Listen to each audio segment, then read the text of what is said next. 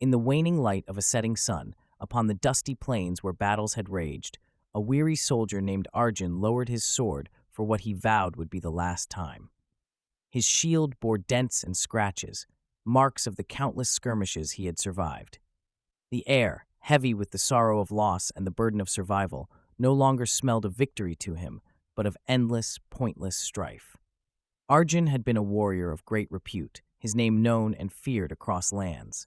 Yet, as years turned, the clanging of swords grew dull in his ears, and the glory that once brightened his eyes now cast a shadow upon his heart.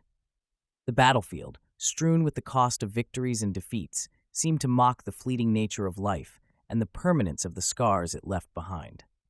One fateful night, under the vast spread of a starlit sky, Arjun sat by a dying fire, grappling with a turmoil that refused to be silenced by sleep or distraction. It was then that an old man, robed in the saffron hue of ascetics, passed by him. The old man's eyes, alight with a profound peace, met Arjun's weary gaze. In that brief exchange, Arjun felt a flicker of something forgotten, a promise of peace. Compelled by a force he barely understood, Arjun followed the old man to an ashram nestled at the foot of the Himalayas, where the air was thick with the scent of pine and the serenity of high places. Here, the old man, whom everyone called Swami Vivekananda, introduced Arjun to the teachings that proclaimed the oneness of individual souls with the universal soul. Arjun exchanged his sword and shield and armor for the simple clothes of a monk. Days melted into years as he delved into the scriptures, meditated under the ancient trees, and debated with scholars on the nature of reality and the illusion of duality. The ashram became his battlefield, where he fought not against men, but against his own inner demons and ignorance. The more Arjun learned, the more he unlearned.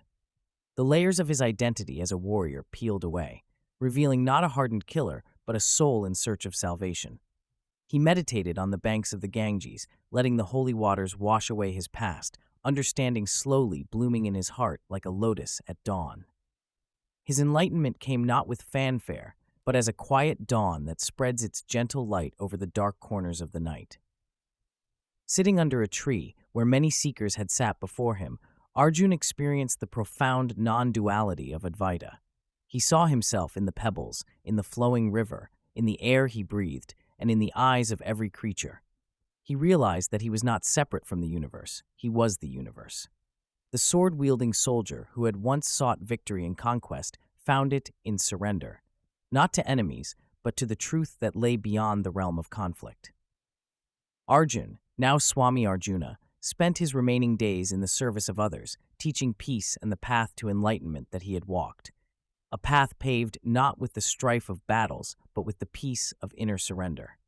Thus, the soldier found what he had never known he had been fighting for, a peace that surpassed all understanding, deep within the heart of everything.